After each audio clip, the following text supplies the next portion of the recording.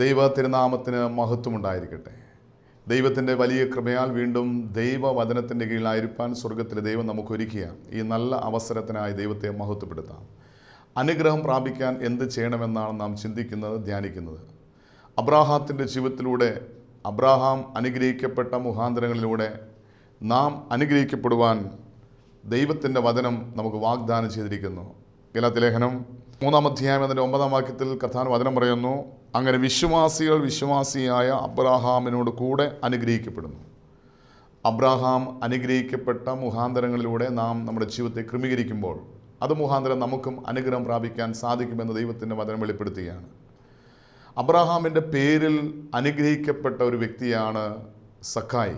സഖായിയോട് കർത്താവായ യേശുക്രിസ്തു പറയുന്നുണ്ട്, ഇവനും അബ്രാഹാമിൻ്റെ മകനാകിയാൽ ഇന്ന് ഈ ഭവനത്തിന് രക്ഷ വന്നിരിക്കുന്നു. എന്തുകൊണ്ടാണ് സഖായി ആ വ്യക്തിയുടെ കുടുംബം യേശുക്രിസ്തു ഒരു അനുഗ്രഹമാക്കി മാറ്റിയത്? അബ്രാഹാമിൻ്റെ പേരിലാണ് ഇവിടെ സഖായിയുടെ കുടുംബജീവിതത്തെ ദൈവം അനുഗ്രഹിക്കുന്നത്. എന്തുകൊണ്ടാണ് അബ്രാഹാമിൻ്റെ പേരിൽ സഖായിയുടെ കുടുംബം അനുഗ്രഹിക്കപ്പെടാൻ കാരണം? വചനം പറയുന്നു, ഗലാത്യലേഖനം 3-ാം അധ്യായം 6-7 വാക്യങ്ങൾ പറയുന്നു, അബ്രാഹാം ദൈവത്തിൽ വിശ്വസിച്ചു, അതവന് നീതിയായി കണക്കിട്ടു എന്നുണ്ടല്ലോ. അതുകൊണ്ട് വിശ്വാസികൾ അത്രേ അബ്രാഹാമിൻ്റെ മക്കൾ. ഈ സഖായി എന്ന വ്യക്തി അബ്രാഹാമിൻ്റെ മകനായി തീരാൻ കാരണം യേശുക്രിസ്തുവിലുള്ള വിശ്വാസമാണ്. വചനം പറയുന്നു, അബ്രാഹാം ദൈവത്തിൽ വിശ്വസിച്ചു, അതവന് നീതിക്കായി കണക്കിട്ടു. അതുകൊണ്ട് വിശ്വാസികൾ അത്രേ അബ്രാഹാമിൻ്റെ മക്കൾ എന്ന് വിളിക്കപ്പെടുന്നത്.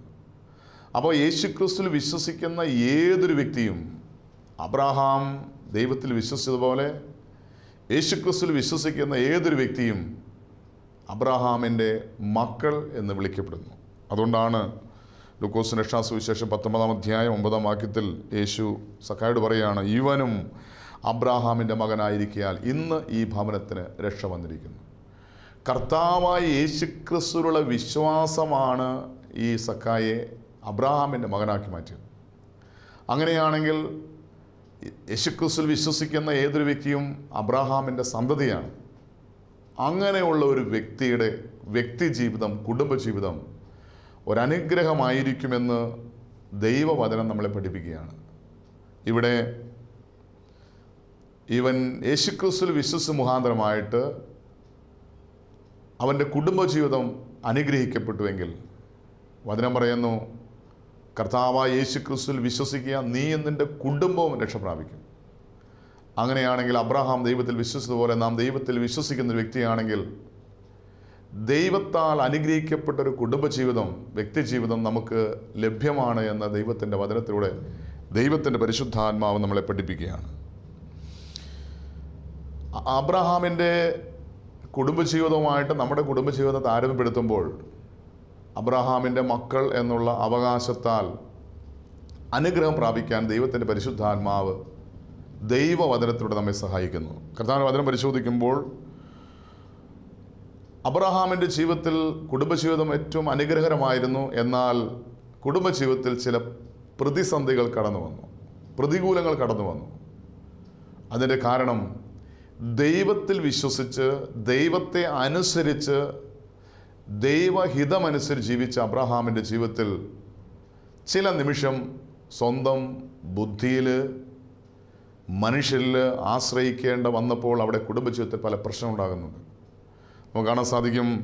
ഉൽപ്പത്തി പുസ്തകം 16-ാം അധ്യായം അതിൻ്റെ 2-ാം വാക്യം വായിക്കുമ്പോൾ സാറായി അബ്രാഹാമിനോട് ഞാൻ പ്രസവിക്കാതിരിപ്പാൻ യഹോവ എൻ്റെ ഗർഭം അടച്ചിരിക്കുന്നുവല്ലോ. എൻ്റെ ദാസിയുടെ അടുക്കൽ ചെന്നാലും പക്ഷേ അവളാൽ എനിക്ക് മക്കൾ ലഭിക്കും എന്ന് പറഞ്ഞു. അബ്രാം സാറായുടെ വാക്ക് അനുസരിച്ചു. ആകാശത്തിലെ നക്ഷത്രങ്ങൾ പോലെ കടൽ തീരത്തെ മണൽത്തരികൾ പോലെ ഞാൻ നിനക്ക് മക്കളെ തരുമെന്ന് ദൈവമായ കർത്താവ് വാഗ്ദാനം ചെയ്തിട്ട് ആ വാഗ്ദാനത്തിൽ വിശ്വസിച്ച അബ്രാഹാം, ദൈവത്തിൻ്റെ വാഗ്ദാനത്തിൽ അടിയുറച്ച് വിശ്വസിച്ച അബ്രാഹാം ഒരു നിമിഷം തൻ്റെ സ്വന്തം ഭാര്യയുടെ വാക്കിൽ വിശ്വസിച്ചു. ഇവിടെ വചനം പറയുകയാണ്, സാറായി പറയുകയാണ്, ഞാൻ പ്രസവിക്കാതിരിപ്പാൻ യഹോവ എൻ്റെ ഗർഭം അടച്ചിരിക്കുന്നുവല്ലോ. ഇത് സാറായുടെ തോന്നലായിരിക്കാം, അല്ലെങ്കിൽ വിചാരമായിരിക്കാം. ഇവിടെ ദൈവം ഒരിക്കലും സാറായുടെ ഗർഭപാത്രം അടച്ചതായിട്ട് ദൈവവചനം വെളിപ്പെടുന്നില്ല. ഈ സാറായിലൂടെ തന്നെയാണ് ദൈവം ഒരു കുഞ്ഞിനെ നൽകുന്നതായിട്ട് നമുക്ക് കാണാൻ സാധിക്കുന്നത്. അപ്പോൾ ഒരിക്കലും ദൈവം ചെയ്യാത്തൊരു കാര്യം, ദൈവം പറയാത്തൊരു കാര്യം ദൈവം ചെയ്തു എന്ന് ഈ സാറായി പറയുകയാണ്. ദൈവം എൻ്റെ ഗർഭപാത്രം അടച്ചിരിക്കുന്നുവല്ലോ. അതുകൊണ്ട് ഒരു പരിഹാരം പറയുകയാണ്, എൻ്റെ ദാസിയുടെ അടുക്കൽ ചെന്നാലും അവളാൽ എനിക്ക് മക്കൾ ലഭിക്കും എന്ന് പറഞ്ഞു. ഇവിടെ അതിനുശേഷം നമുക്ക് കാണാൻ സാധിക്കും, ഈ ഭാര്യയുടെ വാക്ക് കേട്ട് അനുസരിച്ച അബ്രഹാം ദൈവത്തിൻ്റെ വാഗ്ദാനത്തെ മറന്ന് സാറായുടെ വാക്ക് കേട്ട് അനുസരിച്ച് തൻ്റെ ദാസിയായ ഹാഗാറിനെ സ്വീകരിക്കുകയാണ്. അതിലൊരു കുഞ്ഞുണ്ടാകുന്നു.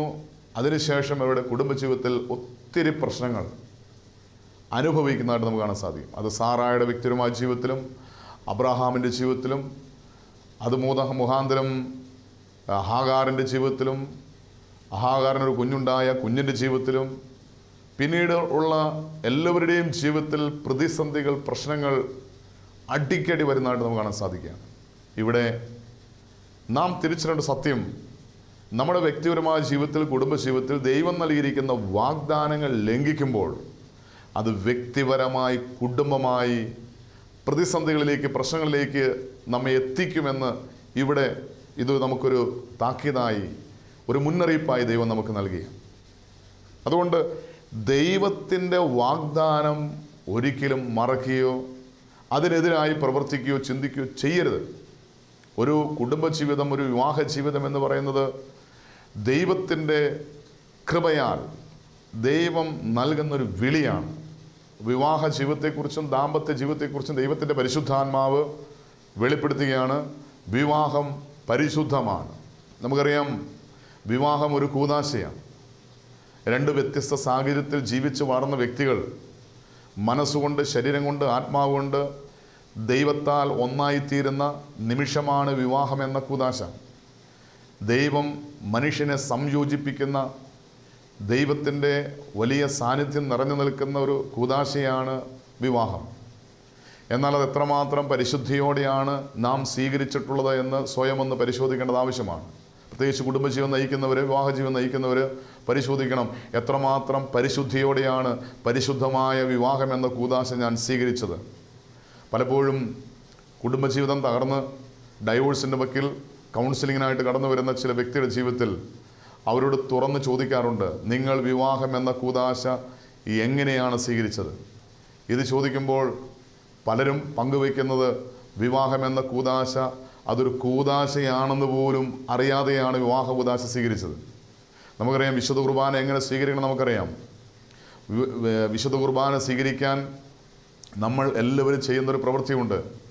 അതായത് പാപങ്ങളെല്ലാം ഏറ്റുപറഞ്ഞ് വിശുദ്ധിയോടെ, വിശ്വാസത്തോടെ മനസ്സും ശരീരവും ആത്മാവും ഒരുക്കി പരിശുദ്ധനായ ദൈവത്തെ പരിശുദ്ധിയോടെയാണ് നമ്മുടെ ഹൃദയത്തിൽ നാം സ്വീകരിക്കുന്നത്. വിശുദ്ധ കുർബാന സ്വീകരിക്കേണ്ടത് എങ്ങനെയാണെന്ന് നമുക്ക് എല്ലാവർക്കും അറിയാം. അങ്ങനെ വിശുദ്ധിയോടെ ഒരുങ്ങാൻ സാധിക്കാത്തവർ വിശുദ്ധ കുർബാന സ്വീകരിക്കാതെ മാറി നിൽക്കും. എന്നാൽ സ്വീകരിക്കുന്നവർ എത്രമാത്രം ഒരുങ്ങാമോ, എത്രമാത്രം ഞങ്ങളെ തന്നെ ശുദ്ധീകരിക്കാമോ, എത്രമാത്രം ഒരുക്കത്തോടെ വിശുദ്ധിയോടെ സ്വീകരിക്കാം, അത്രമാത്രം ഒരുക്കത്തോടെ വിശുദ്ധ കുർബാന നമ്മൾ സ്വീകരിക്കുന്നു. എന്നാൽ അതുപോലെ തന്നെ ഒരു കൂദാശയാണ് വിവാഹം എന്ന കൂദാശ. അതുകൊണ്ടാണ് പരിശുദ്ധ സഭയിൽ വിവാഹം എന്ന കൂദാശ സ്വീകരിക്കുന്ന വ്യക്തി കുമ്പസാരം എന്ന കൂദാശ നിർബന്ധമായും സ്വീകരിക്കണം. സുറിയാനി സഭയിൽ ഇടവക വികാരി അച്ഛൻ്റെ അടികൾ കുമ്പസാരിക്കാത്ത ഒരു വ്യക്തിക്ക് വിവാഹ കൂദാശ നടത്തിക്കൊടുക്കാൻ അനുവാദമില്ല. കാരണം അത് നിർബന്ധമാണ്. കാരണം വിവാഹം എന്ന കൂദാശ പരിശുദ്ധമായ, പവിത്രമായ കൂദാശയാണ്. അത് സ്വീകരിക്കാനുള്ള യോഗ്യത എന്ന് പറയുന്നത് വിശുദ്ധിയാണ്. അതുകൊണ്ട് ഈ വിവാഹം കഴിക്കാൻ ഒരുങ്ങുന്ന വ്യക്തി, ആ വ്യക്തി വിശുദ്ധ കുമ്പസാരം എന്ന കൂദാശ സ്വീകരിച്ചിട്ടുണ്ടോ ഇല്ലയോ എന്ന് അറിയണമെങ്കിൽ അത് വികാരി അച്ഛൻ്റെ അടുക്കൽ തന്നെ കുമ്പസാരിക്കണം. അല്ലെങ്കിൽ മറ്റെവിടെയെങ്കിലും കുമ്പസാരിച്ചാൽ അതിൻ്റെ രേഖാമൂലം വികാരി അച്ഛനെ അറിയിച്ചിരിക്കണം.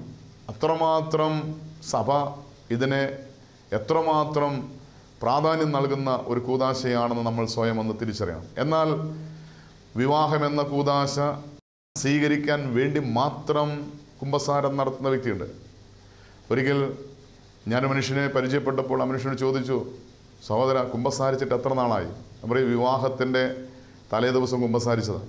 അതിനുശേഷം ഇന്ന് വരെ കുമ്പസാരിച്ചിട്ടില്ല. വിവാഹത്തിന് മുമ്പും കുമ്പസാരിച്ചിട്ടില്ല. അപ്പോൾ വിവാഹം എന്ന കൂദാശ സ്വീകരിക്കാൻ വേണ്ടി മാത്രം കുമ്പസാരിക്കുന്ന വ്യക്തികളുണ്ട്.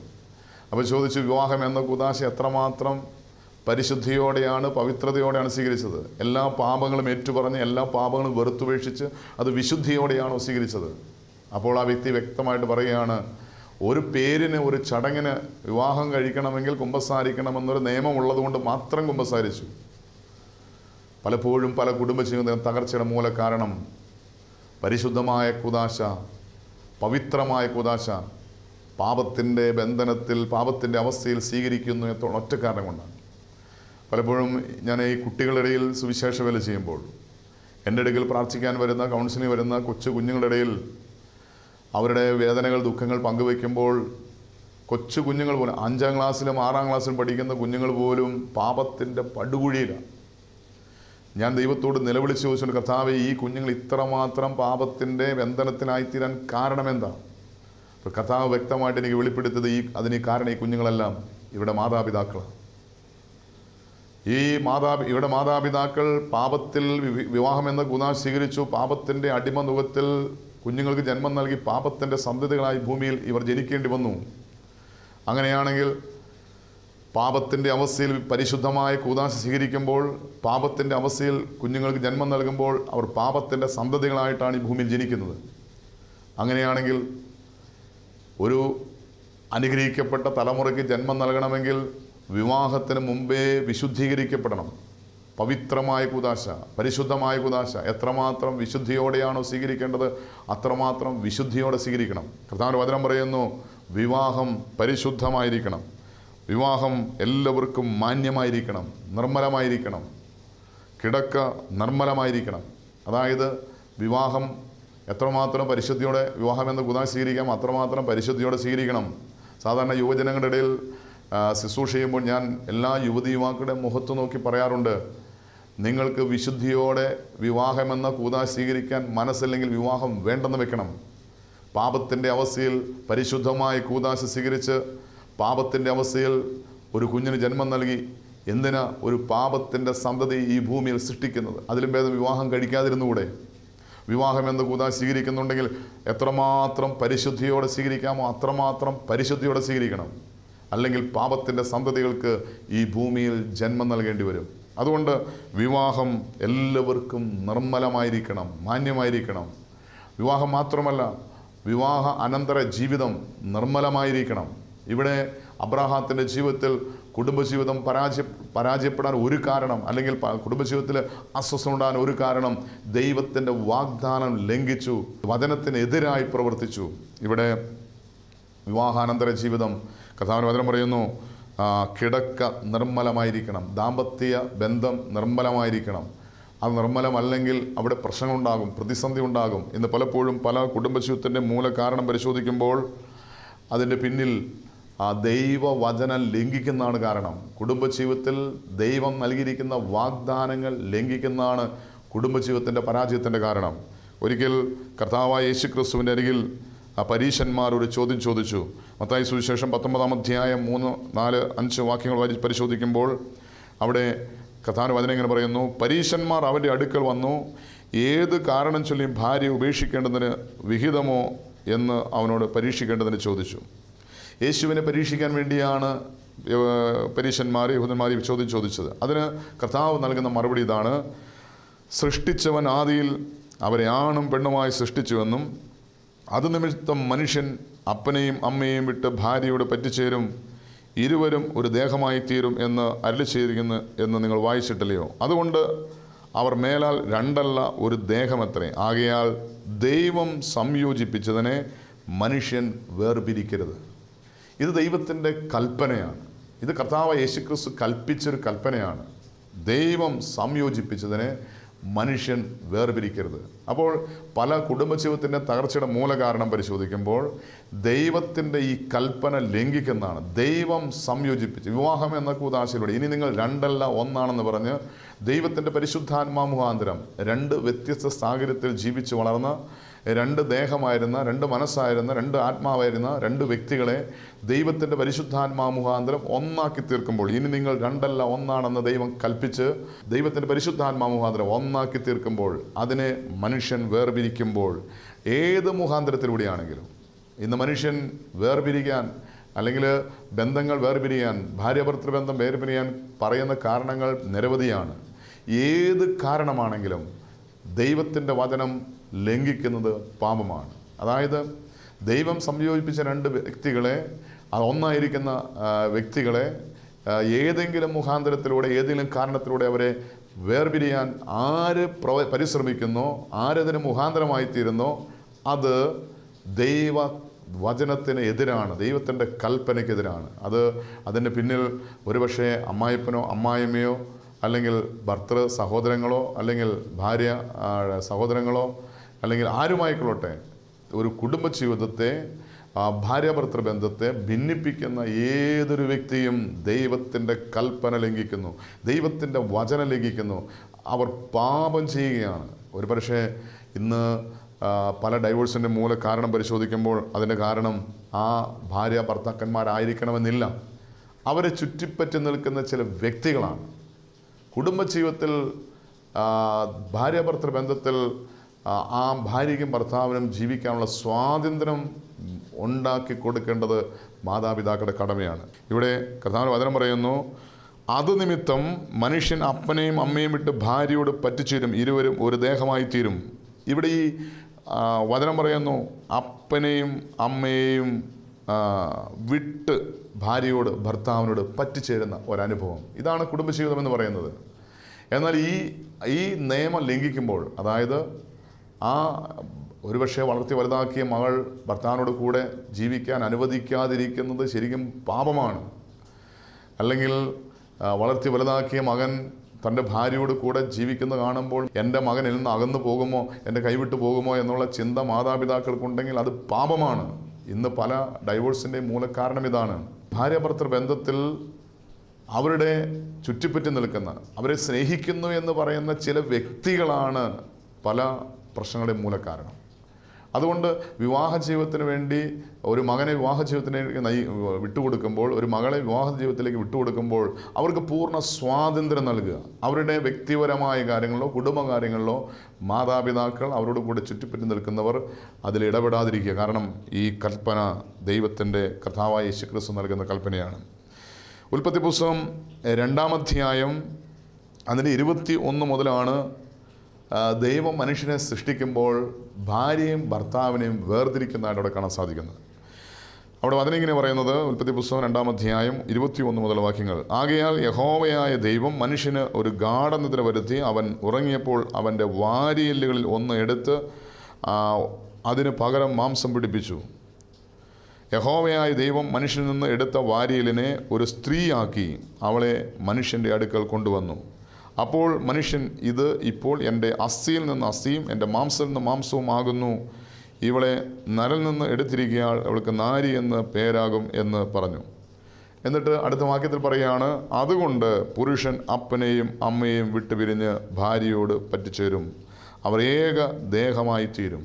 ഇത് ദൈവം മനുഷ്യൻ്റെ സൃഷ്ടിയിൽ നൽകിയിരിക്കുന്ന ഒരു കൽപ്പനയാണ്. മനുഷ്യനെ സൃഷ്ടിച്ചപ്പോൾ ദൈവം നൽകിയിരിക്കുന്ന കൽപ്പന. ഈ കൽപ്പന ലംഘിക്കപ്പെടുമ്പോഴാണ് പല കുടുംബജീവിതത്തിനും പ്രശ്നം ഉണ്ടാകുന്നത്. പലപ്പോഴും പരിശോധിക്കണം, ഇന്ന് ഡൈവോഴ്സിൻ്റെ വക്കിനായി ആയിരിക്കുന്ന ആരെങ്കിലും, അല്ലെങ്കിൽ ഡൈവോഴ്സ് കഴിഞ്ഞിരിക്കുന്ന ആരെങ്കിലും ചിന്തിക്കണം, നിങ്ങളുടെ കുടുംബജീവിതത്തിൻ്റെ പ്രശ്നം എന്താ, അതിൻ്റെ മൂലകാരണം എന്താ. അന്ന് പറഞ്ഞൊരു വാക്ക് ഒരുപക്ഷെ മാതാപിതാക്കളിൽ നിന്നോ സഹോദരനിൽ നിന്നോ കൂട്ടുകാരിൽ നിന്നോ തങ്ങളെ സ്നേഹിക്കുന്നു എന്ന് പറയുന്ന പല വ്യക്തികൾ പറഞ്ഞ ചില വാക്കുകൾ ഹൃദയത്തിൽ അത് വേദനയായി മുറിവായി, ആ മുറിവിൽ നിന്ന് വേദനയിൽ നിന്ന് തുടങ്ങിയ ഭിന്നതയാണ് ഇപ്പോൾ ഉണ്ടാകുന്ന പല കുടുംബ തകർച്ചയുടെ മൂലകാരണം. കർത്താവിന്റെ വചനം പറയുന്നു, അതുകൊണ്ട് പുരുഷൻ അപ്പനെയും അമ്മയും വിട്ടുപിരിഞ്ഞ് ഭാര്യയോട് പറ്റിച്ചേരും, അവർ ഏക ദേഹമായി തീരും. ഇങ്ങനെ ഒരു കുടുംബജീവിതമാണോ നമ്മുടെ വ്യക്തിപരമായ ജീവിതമെന്ന് സ്വയം ഒന്ന് പരിശോധന. ഇതിന് ഏറ്റവും വലിയ ഉദാഹരണം പരിശുദ്ധനായ പത്രോസ് അബ്രാഹാമിനെയും സാറായുമാണ് ചൂണ്ടിക്കാണിക്കുന്നത്. 1 പത്രോസ് 3-ാം അധ്യായം 6-ാം വാക്യം പരിശോധിക്കുമ്പോൾ വചനം പറയുന്നു, അങ്ങനെ സാറ അബ്രാഹാമിനെ യജമാനൻ എന്ന് വിളിച്ച് അനുസരിച്ചിരുന്നു. ഇവിടെ അബ്രാഹാമിനെ സാറ വിളിച്ചിരുന്ന പേര് യജമാനൻ എന്ന് വിളിച്ചു. ഒരു ഭർത്താവിനെ എത്രമാത്രം ബഹുമാനിക്കുന്ന ഭാര്യയായിരിക്കും ഭർത്താവിനെ യജമാനനെ എന്ന് വിളിക്കുന്നത്. പലപ്പോഴും നമ്മുടെ കുടുംബജീവിതത്തിൻ്റെ തകർച്ചയുടെ മൂലകാരണം എന്തെന്ന് നമ്മൾ ചിന്തിക്കുമ്പോൾ ദൈവത്തിൻ്റെ പരിശുദ്ധാത്മ വ്യക്തമായി വെളിപ്പെടുന്ന ഒരു കാര്യമാണ്. ഇന്ന് പരസ്പരം വിധേയത്വമില്ലാത്ത കുടുംബജീവിതമാണ്. ആയിരിക്കുന്ന അവസ്ഥയിൽ ജീവിത പങ്കാളിയെ അംഗീകരിക്കാനും സ്നേഹിക്കാനും വിധേയപ്പെടാനും കഴിയാത്തതിൻ്റെ പല കുടുംബജീവിതത്തിൻ്റെ തകർച്ചയുടെ മൂല കാരണം. ഇവിടെ പത്രോസ് അതിനെക്കുറിച്ച് വ്യക്തമായിട്ട് പഠിപ്പിക്കുന്നത് ഇങ്ങനെയാണ്. 3-ാം അധ്യായം 1 മുതൽ, ഭാര്യമാരെ നിങ്ങളുടെ ഭർത്താക്കന്മാർക്ക് കീഴടങ്ങിയിരിപ്പിൻ. അവരിൽ വല്ലവരും വചനം അനുസരിക്കാത്ത പക്ഷം ഭയത്തോടുകൂടി നിങ്ങളുടെ നിർമ്മലമായ നടപ്പ് കണ്ടറിഞ്ഞ് വചനം കൂടാതെ ഭാര്യമാരുടെ നടപ്പിനാൽ ചേർന്ന് വരുവാൻ ഇടയാകും. ഇവിടെ ഭാര്യമാരോട് കർത്താവിന് വചനം പറയുകയാണ്, ദൈവത്തിൻ്റെ പരിശുദ്ധാത്മ പറയുകയാണ്, നിങ്ങളുടെ ഭർത്താക്കന്മാർക്ക് കീഴടങ്ങിയിരിക്കണം. ഇന്ന് സമത്വം ആഗ്രഹിക്കുന്ന ഭാര്യയ്ക്കും ഭർത്താവും തുല്യ അധികാരവും അവകാശവും സ്ഥാപിക്കാൻ വേണ്ടി ശ്രമിക്കുന്ന ഒരു കാലഘട്ടത്താണ് നമ്മൾ ജീവിക്കുന്നത്. എന്നാൽ ദൈവത്തിൻ്റെ വചനം പറയുന്നു, ഭാര്യ ഭർത്താക്കന്മാർ തമ്മിൽ എല്ലാ കാര്യങ്ങളിലും സമത്വം ഉണ്ടാകാം, പക്ഷേ ഈ ഒരു കാര്യത്തിൽ കീഴടങ്ങിയിരിക്കണം. ഭാര്യ ഭർത്തൃ ബന്ധത്തിൽ ഭാര്യമാർ ഭർത്താക്കന്മാർക്ക് കീഴടങ്ങിയിരിക്കണം. അത് കർത്താവിൻ്റെ വചനമാണ്, ദൈവത്തിൻ്റെ കൽപ്പനയാണ്.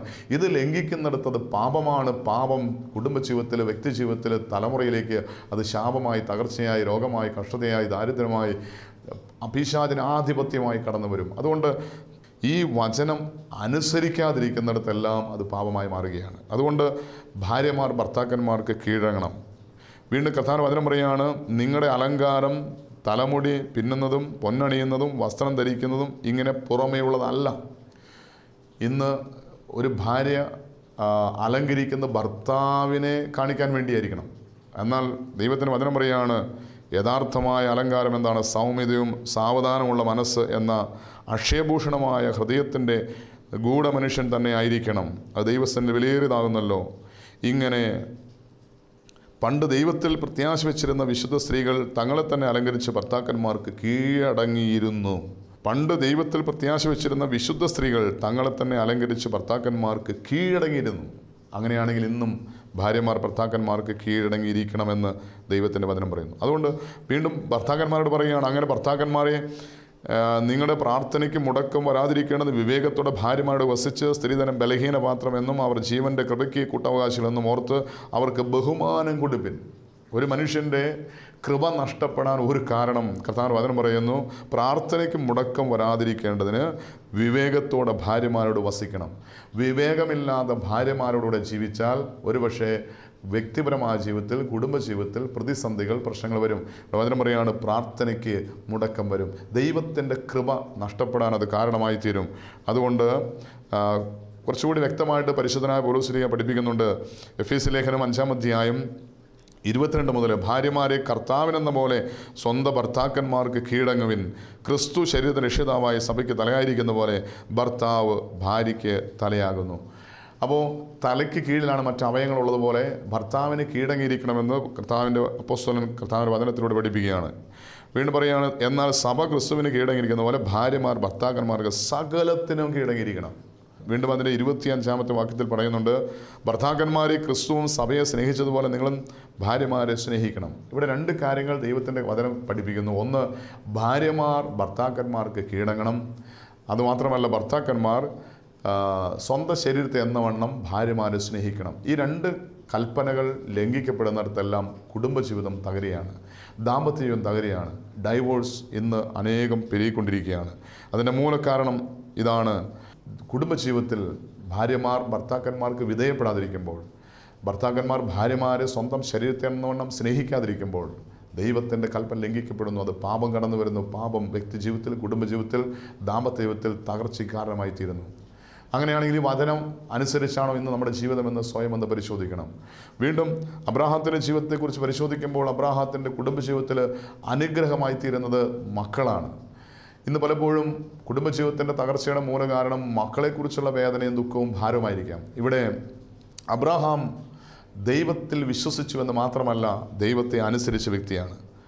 ഉൽപ്പത്തി പുസ്തകം 22-ാം അധ്യായം 16-17 വാക്യങ്ങളിൽ കർത്താവിൻ്റെ വചനം പറയുന്നു, ദൈവമായ കർത്താവ് അരുളിച്ചെയ്യാണ്, നീ ഈ കാര്യം ചെയ്തു, നിന്റെ ഏകജാതനായ മകന് തരുവാൻ മടിക്കായകൊണ്ട് ഞാൻ തന്നെ ഐശ്വര്യമായി അനുഗ്രഹിക്കും. നിന്റെ സന്തതി ആകാശ നക്ഷത്രങ്ങൾ പോലെയും കടൽക്കര മണൽ പോലെയും അത്യന്തം വർദ്ധിപ്പിക്കും. നിന്റെ സന്തതി ശത്രുപട്ടണങ്ങളെ കൈവശമാക്കും. ഇവിടെ അബ്രാഹാം തൻ്റെ മകനെ ദൈവത്തിനായി സമർപ്പിക്കപ്പെട്ടതുകൊണ്ട് അബ്രാഹാത്തിൻ്റെ മകൻ മുഖാന്തരം അബ്രാഹാം ഒരു അനുഗ്രഹമായി മാറി. മക്കളെ ദൈവത്തിന് സമർപ്പിക്കുമ്പോൾ മക്കൾ മുഖാന്തരം മാതാപിതാക്കൾ അനുഗ്രഹിക്കപ്പെടുന്നു, കുടുംബജീവിതം അനുഗ്രഹിക്കപ്പെടുന്നു.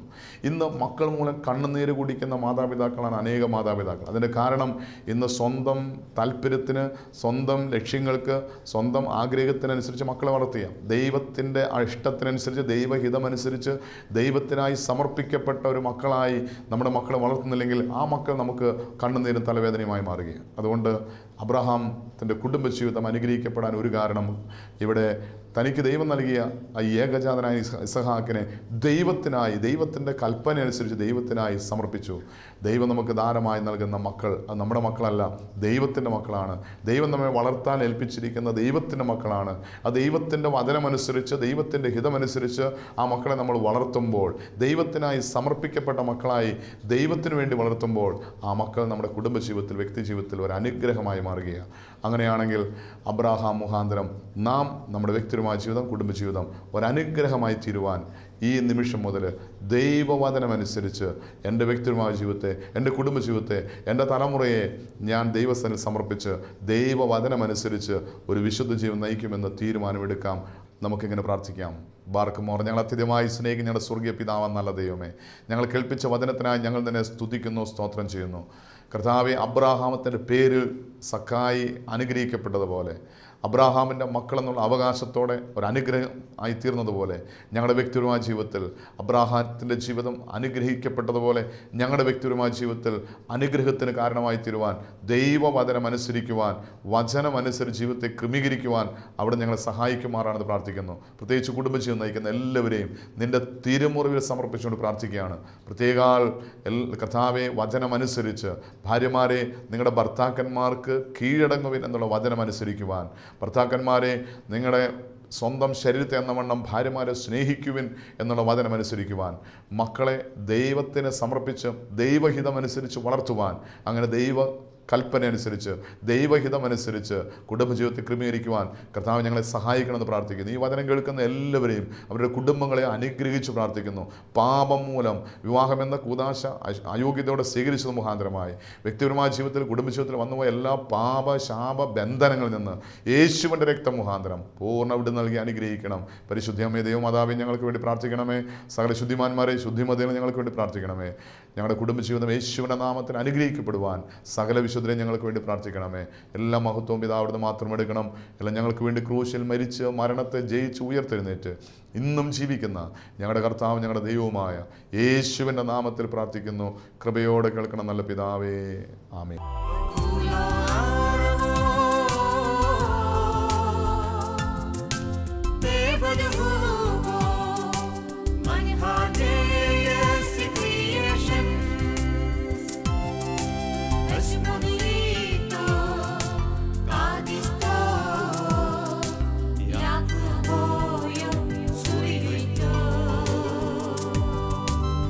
Somebody